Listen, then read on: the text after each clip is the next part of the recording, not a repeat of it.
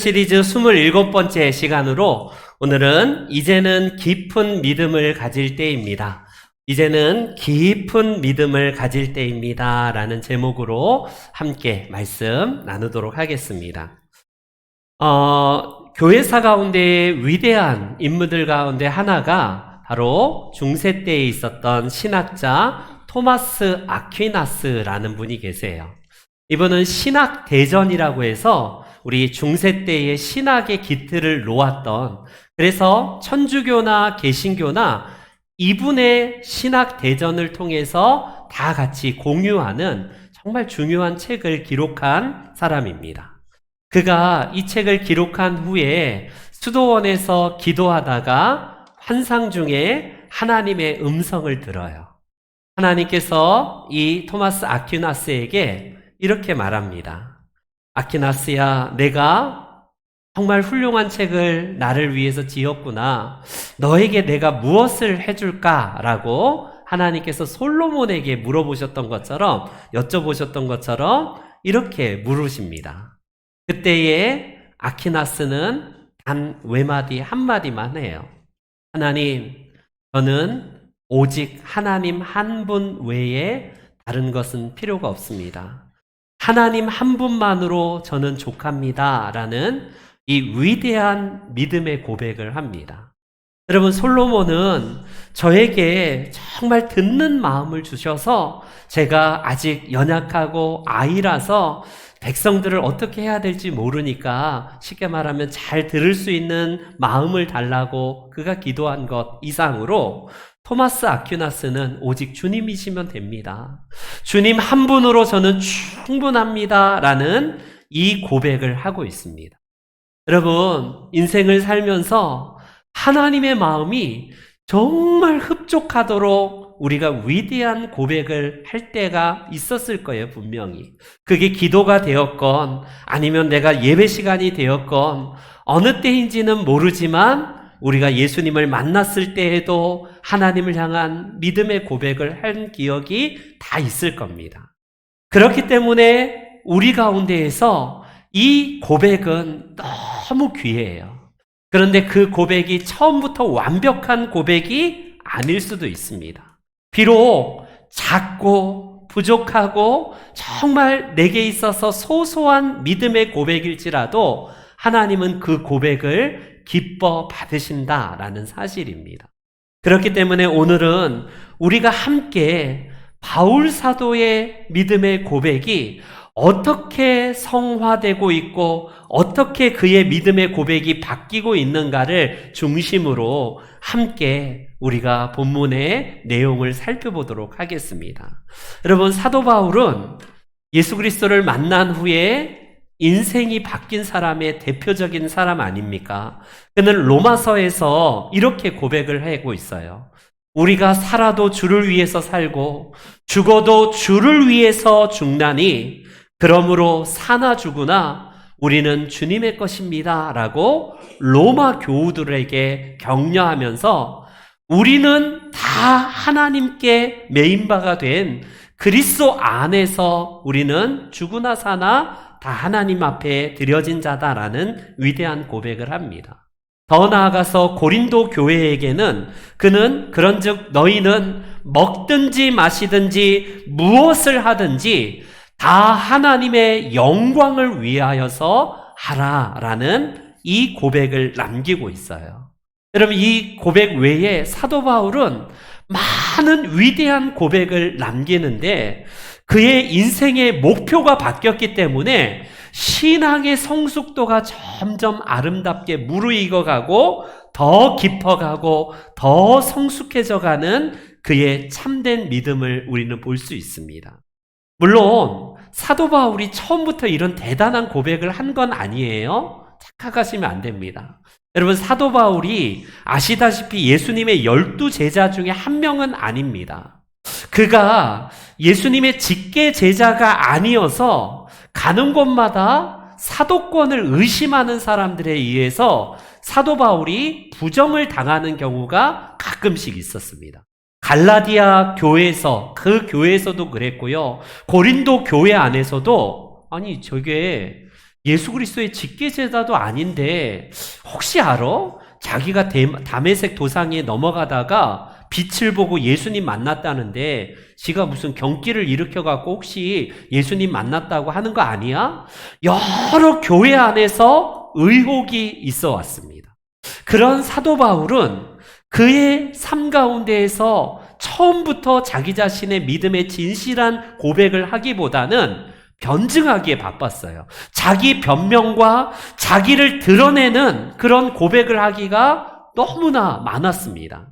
그런 그가 오늘 본문 13장에서 디모데 전서는 아시다시피 전후서는 사도 바울의 마지막 이제 순교를 앞두고 기록한 서신이기 때문에 노년에 기록한 서신입니다. 그의 위대한 고백을 13절에서 한번 들어보십시오. 13절 한번 다 같이 한번 읽어볼까요? 시작.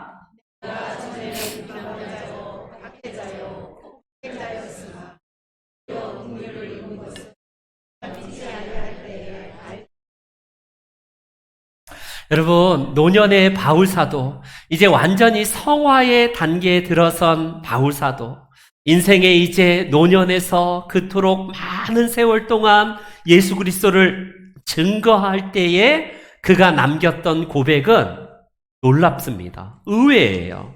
나는 이런 대단한 사람이다라고 자기 자신을 드러낼 만도 한데 그의 고백은 어떤 고백입니까? 나는 박해자입니다. 나는 비방자였고 나는 폭행자입니다. 여러분, 과거에 부끄러운 그 일을 감추지 않고 그대로 오픈하여서 내가 이런 자였습니다라고 고백하는 내용이에요. 내가 알지 못할 때에 이런 일을 행했는데 그 긍휼 때문에, 하나님의 긍휼을 때문에 내가 지금 있습니다. 이런 고백이에요. 여러분, 사도 바울의 신앙 고백은 어떻습니까? 우리가 볼 때에 별것 아닌 것처럼 보여요. 그리고 자기의 부끄러운 과거나 그 허물을 굳이 왜 이렇게 들춰낼까 싶지 않습니까? 우리가 간증을 하거나 혹여나 우리가 과거를 드러내려고 할 때는 대개 자기 자신을 미화하고 내가 이런 사람입니다라고 포장해서 더 미화하는 경우가 많습니다. 근데 사도 바울은 액면 그대로 그는 완전히 하나님 앞에서 성화의 이제 단계에 들어선 사람이지만 그는 자신의 부끄러운 과거를 과감하게 그냥 하나도 남김없이 그걸 드러냅니다. 이 수치스러운 과거, 그가 부끄러웠던 과거가 뭐예요? 여러분 잘 알다시피 누구나 다 부끄러운 과거가 다 있을 겁니다. 여러분, 예수님 만나기 전에 아니면 예수님을 믿고 나서도 여전히 우리는요, 부끄러운 과거를 자꾸 감추려는 경우가 많이 있지 않습니까? 사도 바울의 부끄러운 과거 수치가 뭐예요? 알다시피 지금은 사도가 되어서 이방 지역에 복음을 전하는 사도로서 쓰임받고 있지만 그는 생명의 주님이신 예수 그리스도를 거부하고 나사렛 이단이라고 그렇게 이야기했던 사람입니다. 예수 그리스도를 믿는 자는 이단자로 척결하여서 단죄하여서 그들은 다 척결했던 정말 박해자, 핍박자예요. 그런 자이지 않습니까? 그는 스데반 집사님, 안수하여 세운 초대교회 집사님 중 7명 중에 한 명이었던 스데반 집사님을 증인으로 내가 서서 저 사람은 죽어 마땅하다라고 할 정도로 완악했던 사람입니다. 자기의 종교적인 열심이라면 나사렛 예수 이단을 믿는 자들은 다 죽어도 된다. 이 정도예요. 여러분, 얼마나 사악한 사람이냐면 사도행전 8장에 의하면 그는 교회를 잔멸하려 했다라고 이렇게 말을 해요. 한 사람이 교회를 잔멸할 수 있습니까? 그러니까 잔멸했다는 것은 다 없애버리겠다 이거예요. 지금 시진핑을 비롯해서 공산권이 교회와 기독교인들을 잔멸한 것처럼 똑같이 이 청년 사울은 자기의 종교적인 열심과 율법에 따라서 저 나사렛 이단 괴수들과 그가 세운 교리들과 교회와 성도들은 다 잔멸해서 싹쓸이 해버리는 것이 그의 목표였습니다. 이 정도로 부끄러운 과거예요. 보통 사람이 아니라 수없이 많은 교우들을 죽이고 감옥에 보냈던 사악한 부끄러운 과거가 있었던 사람입니다. 그런 사도 바울은요, 이제 세월이 오랜 세월 동안 지났으니까 그 부끄러운 과거를 저 가슴 밑에다가 콘크리트로 탁 발라서 나는 예전에는 그랬지만 이제는 이런 사람입니다라고 자기 자신을 드러내도 됩니다. 그런데 그러지 않아요. 그는 부끄러움이 단순한 부끄러움이 아니라 이 부끄러움을 통하여서 하나님의 위대하심을 드러내는 통로가 된다라고 말을 하고 있습니다. 여러분, 지금도 우리 가운데 어떻습니까? 우리는 누구나 사람들 앞에 자기 자신을 돋보이려고 하고 미화하려고 하고 자꾸 자기 자신을 드러내려고 하는 본성 때문에 조금도 부끄러운 걸 드러내려 하지 않아요. 심지어 하나님 앞에서도 그 모든 것들을 철벽 방어로 쳐서 나의 과거의 부끄러운 것을 드러내지 않는 것이 참된 믿음이라고 착각하면서 신앙생활합니다. 여러분, 그러면 깊은 신앙을 갖지 못해요. 그냥 표면적인 율법적이고 기계적인 종교 생활만 할 뿐입니다. 그래서 사도 바울은 이 고백을 하는 겁니다. 내가 비방자요, 박해자요, 폭행자였으나 지금은 내가 하나님의 긍휼을 입은 자로서 내가 이걸 알지 못했을 때에 행한 일이다라고 그가 고백을 하고 있습니다. 여러분, 하나님의 은혜를 체험한 사람은 바로 저래요. 저 위대한 고백에, 여러분, 이 고백의 시작은 어떻습니까? 그는 처음에는 사도로 부르심 받았을 때에 누구도 나에게는 넘볼 수 없는 내가 사도에서 최고 잘난 사람이다, 이렇게 이야기를 했던 사람입니다. 여러분, 사도 바울이 갈라디아 교인들에게 사도권을 은신받았을 때 자기를 항변하면서 나는 이런 사람이에요, 이런 사람이야, 내가 난지 8일 만에 할례를 받았고 내가 어떤 집안에서 태어났고, 고린도 후서에서도 그런 고백을 해요. 그러면서 하는 말이 뭐라고 했는지 고린도 후서 11장 5절에 이렇게 말합니다. 다 같이 한번 읽어볼까요? 시작.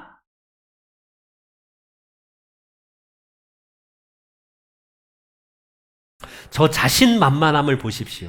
12명의 직계제자 베드로, 요한, 그까지 사도들, 나보다는 별것도 없는 자들입니다. 나는 사도들보다 내가 더 위대한 사람입니다, 그 말이에요. 여러분, 얼마나 자신만만합니까? 그도 그럴 것이 그의 학문적인 배경이나 집안 배경을 한번 보세요. 태어났을 때부터 로마의 시민권을 가진 자니까 얼마나 대단한 사람입니까? 쉽게 말하면 강남 8학군에다가 그냥 서울대 그냥 엘리트 코스를 밟고 박사학위 한 몇 개를 밟고 그의 스승은 엘리트 중에 엘리트 스승을 모셔가면서 최고의 논문을 냈던 그런 사람이라고 생각하면 돼요. 얼마나 대단한 사람인지 그는 자기 자신의 사도권을 의심하는 자들에게 내가 사도보다 못한 게 뭐 있냐, 내가 베드로보다, 내가 요한 사도보다 쉽게 말하면 부족한 게 없는 사람이다, 자기 자신을 자꾸 드러내려고 했어요. 이게 사도 바울의 처음 사역의 시작이었습니다. 여러분, 이 고백이 고백일까요? 결과적으로 그는 사도권을 의심하는 자들에게 자기 자신을 드러내려고 하기 때문에 결과적으로 그렇게 말할 수밖에 없었다 할지라도 그는요, 거기서 이제 멈추지 않습니다.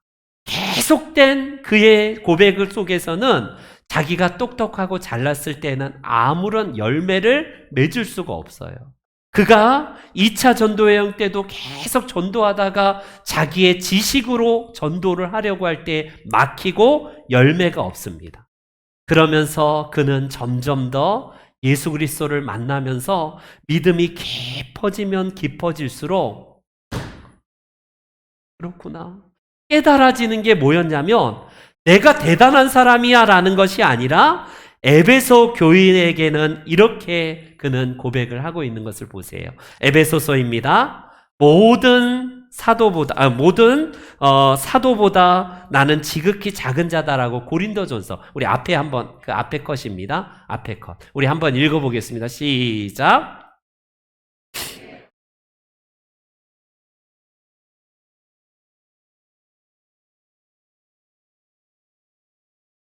여러분, 자기 자신이 사도라고 칭함받기에도 부족한 자입니다.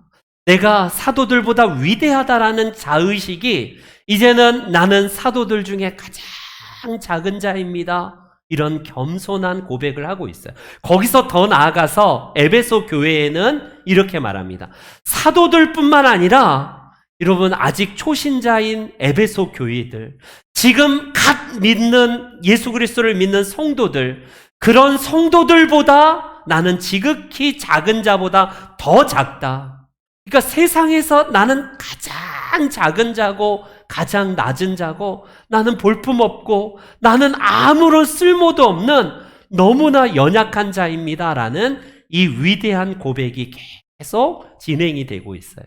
거기서 더 나아가서 오늘 이 본문의 사도 바울의 순교를 앞둔 시점에서 그의 고백을 들어보십시오. 15절 말씀. 죄인 중에 내가 괴수입니다. 이런 고백까지 발전하게 됩니다. 사도 바울의 처음 시작은 자기 자신을 드러내는 고백이었어요. 내가 이런 사람입니다. 난 이렇게 대단한 사람인지 니들 몰랐지? 나는 이런 사람이야. 그의 고백은요, 예수님을 믿으면 믿을수록 자기 자신을 더 드러내는 게 아니라, 하나님이 그래서 더 위대하시구나. 그래서 자꾸 자기 자신을 낮춰서 계속된 낮아짐 속에서 하나님의 크심을 드러내는 도구가 됩니다. 여러분, 우리의 신앙의 선배인 어거스틴을 기억하실 거예요. 그런 그의 고백을 한번 보십시오. 신앙에서 최고의 덕목을 그는 이렇게 말을 합니다. 신앙에 있어서 첫째의 덕목도 겸손이고 둘째도 겸손이고 셋째도 겸손입니다. 이거예요. 여러분, 우리는 예수님을 만났을 때에 다 자기 잘난 맛에 삽니다. 아니, 예수님을 만나고서도 여전히 자기 자신은 의롭고 잘나고 나는 이런 사람입니다라고 이 사도 바울이 예수님을 처음 만났을 때에 자기 자신을 드러내는 그 드러냄의 고백이 많아요. 그런데 예수님을 믿는다는 것은 무엇일까요? 우리가 믿음이 깊어진다는 것은 무엇일까요? 타인이 부족한 게 보이고 허물이 보이는 게 아니라 내가 얼마나 부족한 자인가? 나는 아무것도 쓸모없는 사도라 칭함받기도 못하고 모든 성도들보다 나는 못한 자입니다. 이걸 발견하는 게 은혜예요. 그런데 어떻습니까? 신앙생활 10년, 20년 했는데 더 선명하게 옆에 있는 지체의 허물이 왜 이렇게 못나 보이는지. 아니, 저 인간 아직도 저래? 왜 자꾸 옆에 있는 사람의 허물이 커 보이고 그가 보이는 행동이 왜 이렇게 미워 보이는지 몰라요. 이게 우리의 악한 본성입니다. 여러분, 이 사도 바울을 보세요. 처음에는 사도 바울도 그랬습니다. 내가 더 잘났다니까. 내가 모든 사람들과 비교해서, 사도들과 비교해서 나는 최고로 잘난 사람이야. 자기 자신을 드러냈던 그가 예수님을 깊게 만나면 만날수록 고백하는 고백은 점점 더 나의 허물이 커 보이고 나의 부족함과 모든 사람들보다 나는 더 낮은 소자, 더 작은 자다라는 이 고백입니다. 여러분 어떤가요? 신앙생활 할 때에 왜 나는 이렇게 잘하는데 저 인간은 왜 이렇게 못할까? 왜 나는 이렇게 신앙에서는 잘하는데 왜 저 사람은 저 모양 저 꼴이야? 남의, 여러분, 허물이 그냥 남에 있는 것이 그 티끌이 대들보처럼 커 보이지 않습니까? 예수님이 말씀하세요. 내 눈에 있는 들보를 빼라. 들보를 빼라. 그래야 남에 있는 허물이 보인다라는 것 아니겠습니까? 여러분, 우리가 제대로 신앙생활 한다는 것은 사도 바울의 이 고백처럼요, 내가 모든 사도들, 모든 성도들보다 더 작은 자일 뿐만 아니라 나는 죄인 중에 쉽게 말하면 대빵이다. 죄인 중에 최고로 악한 죄인이다. 이런 고백을 하고 있습니다. 내 부족함을 깨닫게 될 때에 저 인간이가 아니라 나는 이런 자입니다. 나는 이렇게 부족한 자입니다라고 낮추고 낮춰질 때에 하나님은 그 은혜의 그 사도 바울의 비워진 그릇에 풍성한 하나님의 은혜를 담는 도구로 그를 사용하십니다. 이결이 그거예요.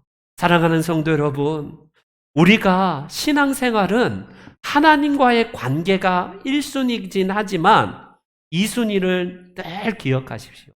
지체와의 관계에서 어떻게 내가 신앙생활을 하는지가 하나님을 대하는 믿음이 드러나는 통로예요. 지표입니다. 예수 그리스도를 믿을 때에 내가 점점 더 비워지고 낮아지면 옆에 있는 지체의 허물이 커 보이는 게 아니라 내 허물이 너무 커 보이는 거예요. 나같이 부족한 사람을 하나님께서 용납하여 주시고 내 부끄러운 과거를 받아주시는 그 하나님의 은혜의 크기가 너무 크기 때문에 옆에 있는 지체의 허물이 이해가 되는 겁니다. 용납해주고 허물을 감싸줄 수 있는 그 사랑의 마음이 내게 커지는 거예요. 이게 비밀이에요. 여러분, 믿음이 우리가 진심으로 더 깊어지면 깊어질수록 내 부족함이 더 커 보이고 상대방의 허물은요, 이해할 수 있는 그냥 연약함 때문에 그를 받아줄 수 있는 것이 우리들의 믿음. 여러분, 성 프란시스의 이야기를 잘 아실 겁니다. 그가 한 번은 전도하기 위해서 제자들과 길거리를 이제 지나가다가 여러 인간 군상들을 만나요. 죄인들을 만납니다. 대표적으로 프란시스의 그 시대의 창녀들 그룹, 그리고 도적대들, 그리고 많은 거린들이 거리에서 보입니다. 제자들은 그들을 외면하고 싶고 저 죄인들하고 상종도 하기 싫어요. 근데 한 제자가 프란시스에게 스승님, 저 인간들은 얼마나 많은 죄를 지은 나쁜 죄인입니까? 라고 물어볼 때에 이 프란시스가 이렇게 대답을 합니다. 의외의 대답을 해요. 저들은 나보다 훨씬 더 선한 사람입니다. 저들은 훨씬 더 선한 사람이다라고 그렇게 얘기를 합니다. 아니 도대체 스승님 같이 성인이신 분이 어찌 저 죄인들하고 비교해서 더 나쁘다고 말씀하십니까? 어찌 저런 죄인들을 선하다고 합니까? 라고 말할 때에 프란시스는 이렇게 말을 해요.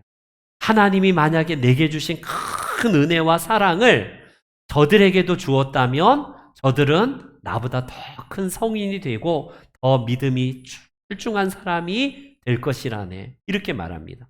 하나님이 이 큰 사랑을 저 사람들보다 내게 더 크게 알게 하시고 깨닫게 하셔서 나는 요만한 믿음밖에 갖지 못했지만 만약에 저들에게 내게 주신 하나님의 큰 은혜를 저들이 받았다면 나보다 훨씬 더 믿음이 큰 사람이 되어 있을 것이라네. 이렇게 대답을 합니다. 여러분 어때요? 우리의 시각이 어떻게 고정이 되고 있는지 한번 보십시오. 내 부족함을 깨달을 때에 하나님 앞에서 한없이 작아지는 나 자신이 보일 거예요.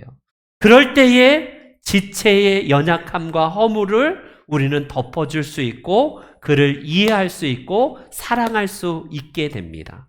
오늘 본문에서 사도 바울은 왜 자기 자신을 자꾸 한껏 낮추어서 비방자고 폭행자고 박해자고 죄인 중에 괴수라고 했을까요? 이것 때문이에요. 16절 말씀 우리 다시 한번 읽어봅니다. 16절 말씀 시작.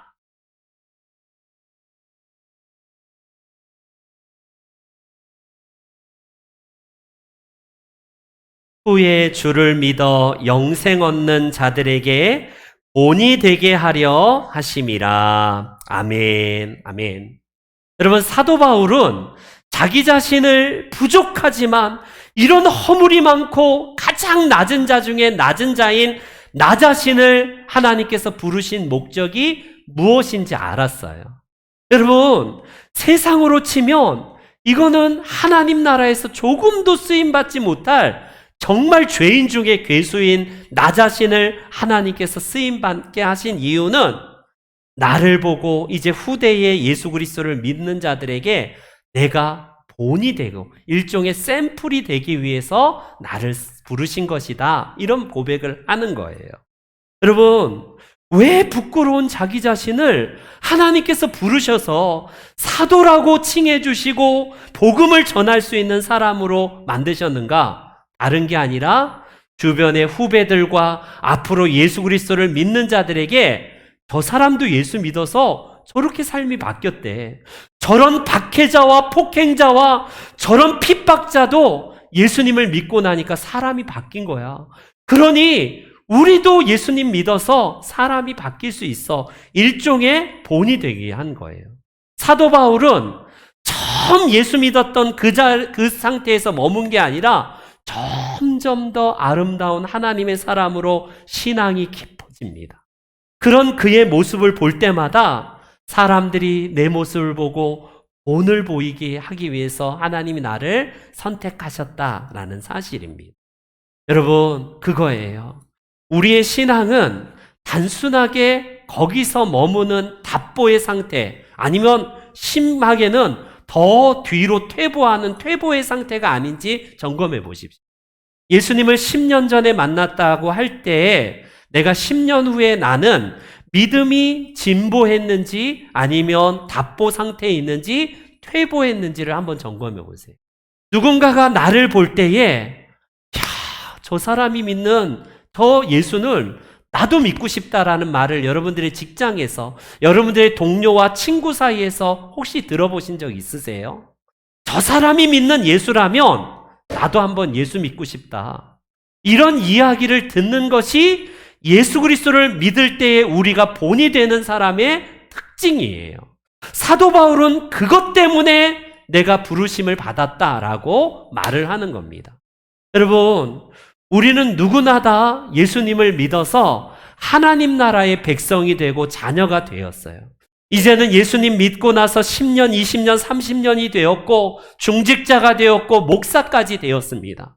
그렇다면 주변 사람들이 나를 볼 때에 내가 종교는 없지만 내가 종교를 갖는다면 저 사람이 다니는 교회를 나도 한번 다니고 싶다. 이런 얘기를 듣습니까? 아니면 아이고 저 인간 저 교회 다닌다고 하는 저 인간 보면 내가 교회건 뭐건 싹 정내미가 떨어져. 이런 얘기를 듣습니까? 여러분, 예수님을 믿을 때에 선한 영향력을 끼치게 하기 위해서 사도 바울을 부르셨대요. 그것으로 인하여서 그는 점점 더 낮아지고 자기 자신을 계속 비워갑니다. 그럴수록 자기의 부끄러움을 드러내면 드러낼수록 사람들이 비아냥거리고 정죄하는 게 아니라 더 존경하고 더 아름다워지고 더 사람들로부터 본이 되는 삶을 살게 되는 게 이게 비결이에요. 예수님을 믿을 때 여러분들은 어떻습니까? 나를 볼 때에 내가 사람들에게 정말 선한 영향력을 끼치는 의의 도구로 쓰임받고 있습니까? 아니면 예수님을 믿는다고 하는 내가 오히려 직장 사람들에게, 주변의 친구와 예수 안 믿는 사람들에게 오히려 손가락질 받고 예수 그리스도의 영광을 가리는 그런 욕먹는 삶을 살고 있는 것은 아닌지 돌이켜보시기 바랍니다. 여러분, 우리나라가 10년마다 인구주택 총조사를 10년마다 해요. 그래서 2005년, 2015년, 2025년, 앞으로 1년 정도 지나면 인구주택 총조사를 합니다. 그래서 몇 가구가 살고, 성씨가 몇 명이 있고, 기독교 인구가 몇 명이고, 이런 조사를 해요. 지금으로부터 2015년도 총조사를 했을 때에 기독교인 인구가 861만이었습니다. 860만. 그런데 한국 기관에서 하는 거 말고 한국 갤럽이라는 기관에서 조사한 바가 있는데 작년에 종교인 조사를 했는데요. 그때에 발표된 종교인이, 특별히 기독교인은 770만 명으로 조사가 되었어요. 그런데 더 충격적인 것은 한국 갤럽이 그러면 교회를 정기적으로 다니는 교인들은 몇 명인가 했더니 500만으로 확 줍니다. 500만으로. 지금 현재 이 조사가 작년 조사이기 때문에 점점 더 줄어간다라는 것을 이제 발표를 합니다. 기독교가 줄어가고 있으니 당연히 불교나 천주교도 줄겠지라고 하는 우리들의 상식과 생각을 뒤엎는데 결과의 발표는 놀랍습니다. 불교는 1000만 명으로 늘었고요. 그리고 천주교 인구는 514만 명으로 늘었습니다. 여러분, 굉장히 이 10년, 20년 요 어간에 기독교 인구가 1000만 명에서 500만 명으로 확 줄은 거예요. 앞으로 2030년도가 되면 기독교 인구는 300만으로 줄 것이다. 이렇게 통계가 잡혀 있습니다. 여러분, 왜 이렇게 기독교인들이 교회를 떠나고 가난한 교인이 되고 오히려 그냥 기독교를 대적하는 사람들로 이렇게 바뀌고 있을까요? 사회학자들은 경제적으로 OECD 국가가 되고 사람들이 경제적으로 윤택해지면 종교 인구가 감소한다라는 일반적인 그런 통계가 있어요. 서구도 사회도 그랬고 우리 사회도 그래서 우리 기독교가 감소한다라는 결과를 발표하면 좋겠지만 아이러니하게 기독교 인구는 줄었지만 불교 인구는 늘었고 천주교 인구도 늘었습니다. 이거는 사회학적인 통계와 분석이 딱 맞지 않는 거예요. 한 가지 딱 우리가 생각할 수 있는 것은 사도 바울의 이야기처럼 본이 되지 못하고 있다라고 결론을 맺을 수 있습니다. 여러분, 요즘 세상에 비춰진 우리 기독교의 자아상은 너무나 낙제점을 넘어서 너무나 슬픈 여러 지표들이 세상 사람들뿐만 아니라 교회 다니는 사람들도 잠재적으로 교회를 떠나는 그런 사람들로 보이기가 쉬운 시대를 살고 있습니다.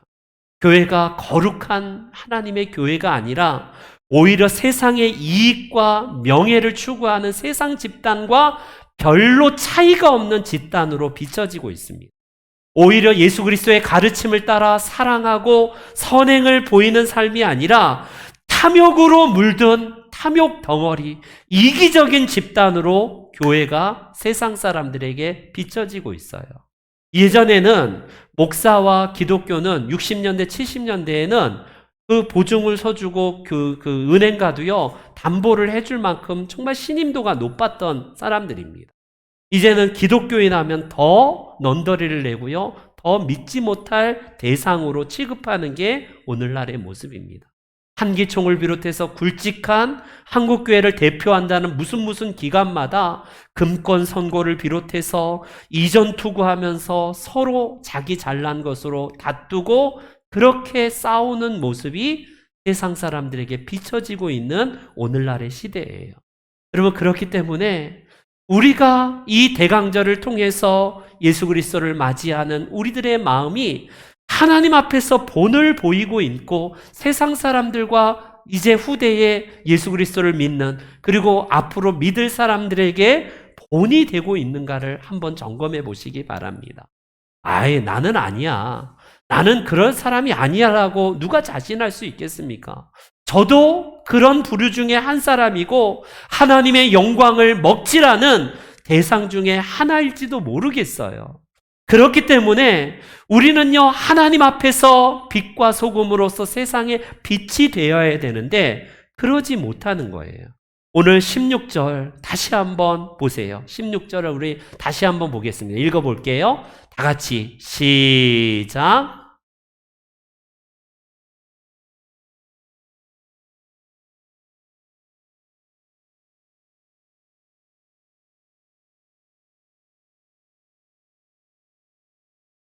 예수 그리스도를 믿고 싶어하는 자에게 내가 최소한 본이 되어야 된다는 거예요. 모델이 돼야 되고, 저 사람이 믿는 예수, 저분이 믿는 예수님을 나도 저렇게 신앙생활 해야지. 우리 앞서 걸어갔던 신앙의 선배들의 모습이 우리 믿음의 후대들이 볼 때에 나도 기도할 때 나도 저분처럼 하나님을 섬기고 교회를 저렇게 섬겨야겠다. 모델이 되어야 된다는 거예요. 사도 바울은 주님을 믿어서 영생 얻는 자들에게 본이 되기 위해서 그는 점점 더 신앙이 깊어지고 있습니다. 단순하게 남을 보이기 위한 게 아니라 하나님 앞에 진실하게 그렇게 살아갈 때에 그의 삶에서 사람들에게 드러나는 것은 본이 되는 삶이었습니다. 베드로 사도도 비슷한 말씀을 하지 않습니까? 베드로 사도는 우리 하나님의 백성들이 하나님 나라의 CF 모델이래요. CF 모델. 베드로전서 2장 9절에 이렇게 그는 고백합니다. 너희는 택하신 족속이요 왕과 같은 제사장들이요 거룩한 나라요 그의 소유가 된 백성이니 이는 너희를 어두운 데서 불러내어 그의 기이한 빛에 들어가게 하신 이의 아름다운 덕을 선포하게 하려 하심이라. 여러분, 하나님 나라의 아름다운 덕을 하나님이 짠 하고 나타나셔서 얘들아 나를 믿어 이런 게 아니라 우리를 통해서 하나님 나라의 모델로 저 사람이 믿는 예수 그리스도는 저렇구나라고 일종의 하나의 샘플이에요. CF 모델이 되는 겁니다. 여러분, 이를 위해서 우리를 부르셨다는 거예요. 여러분, 모델이 잘못됐을 때, 지금 마약 사건이 연예인들이 연루되고 무슨 부정적인 일들이 막 이 추문들이 일어날 때마다 그 모델들은 바로 그냥 잘리지 않습니까? 왜냐하면 그 모델로 인하여서 매출이 엄청난 영향을 미치게 되기 때문에 문제가 되는 그런 연예인들, 모델들은요, 바로 탈락이에요. 여러분, 그렇습니다. 우리가 하나님 나라의 CF 모델로서 우리가 과거에 어두울 때 행했던 일들이 아니라 이제는 우리를 빛으로 들어가게 하신 그 하나님의 아름다운 덕을 나를 통해서 선전하고 선포하고 CF 모델로서 세상 사람들에게 보이기 위해서 우리를 부르셨다는 거예요. 그렇기 때문에 내가 예수님을 잘못 믿으면 다른 사람들은 어떻게 하냐면 예수님을 직접 보는 게 아니라 나를 통해서 예수님을 보기 때문에 저 인간이 믿는 예수, 저 인간이 믿는 교회, 저 인간이 믿는 교리, 그건 틀렸어. 내가 믿을 필요도 없어. 이렇게 된다는 거예요. 그러나 내가 바로 예수 그리스도의 아름다움을 선포하고 그 본이 되는 믿음을 보인다면, 그래, 내가 지금은 종교를 갖지 않지만 저 사람이 믿는 저 종교를 나도 언젠가는 믿어보고 싶다. 이런 마음이 드는 거예요. 그냥 지금은 믿지 않지만 저 사람은 진짜 진실해. 저 사람은 진짜 회사에서도 예수 믿는다고 하더니만 진짜 정직한 사람이야. 믿을 만한 사람이야. 이런 것이 우리 그리스도인들에게 필요한 게 아니겠습니까? 사랑하는 성도 여러분, 백범 김구 선생은 우리들에게 이렇게 남기고 있습니다. 그의 글을 한번 보세요. 눈 덮인 벌판을 걸어갈 때에 어지러이 걷지 마라. 오늘 내가 걸어간 발자국은 뒷사람의 이정표가 될 것이니, 이렇게 이야기를 합니다. 여러분, 우리가 걸어가는 그 발자국을 따라 누군가는 그대로 답습하여서 그대로 걸어간다는 거예요. 내가 예수 그리스도를 믿는 믿음의 표를 정말 제대로 보여주면요, 우리의 믿음의 후배들이 그 길 따라서 그냥 예수 그리스도를 잘 믿게 되는 겁니다. 그런데 내가 예수 그리스도를 잘 안 믿고 그냥 개차반처럼 믿으면 그를 따르는 그 후배들도 그대로 그 길 따라간다는 거예요. 앞으로 예수 믿을 사람들도 저가 믿는 예수가 저렇게 대충 믿어도 되고 예수 믿는 것과 삶은 별개이구나, 이원론으로 그렇게 믿게 된다는 겁니다. 그렇기 때문에 사랑하는 성도 여러분, 우리가 믿음의 모델이 되어서 하나님 앞에서 믿음의 본고보기를 세상 사람들에게 보여줘야 될 사람이라고 하나님은 말씀을 하고 계세요. 사랑하는 성도 여러분, 남의 허물이 커 보입니까? 교회 오면 왜 저 인간이 왜 저렇게 행동하는지 이해가 되지 않아요? 왜 저 사람은 저 따위밖에 안 돼? 라고 자꾸 남의 허물과 남의 그것이 커 보이지 않습니까?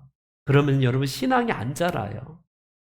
잘 그 사람이 이해가 되고 내 정말 허물이 보이기 시작하고 내가 얼마나 정말 약한 자이고 부족한 자인데 나를 용서하시고 용납하신 하나님의 그 큰 사랑에 압도된 사람은 옆에 있는 지체의 허물이 정말 내가 기도해 줘야 되고, 내가 덮어줘야 되고, 내가 사랑해 줘야 되고, 이해해야 될 대상으로 바뀌는 것으로 여러분 사도 바울의 눈처럼, 사도 바울의 믿음의 고백처럼 바뀐 자가 되어야 되는 겁니다.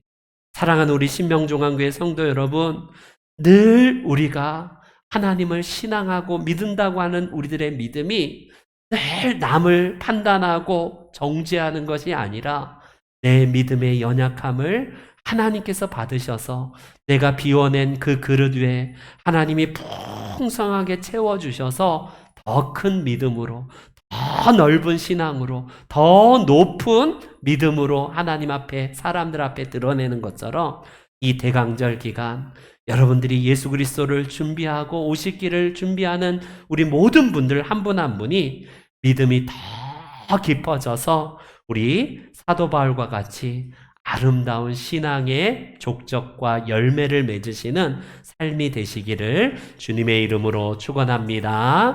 아멘. 다 같이 일어나셔서 우리 함께 나는 아무것도 아닙니다 고백하겠습니다.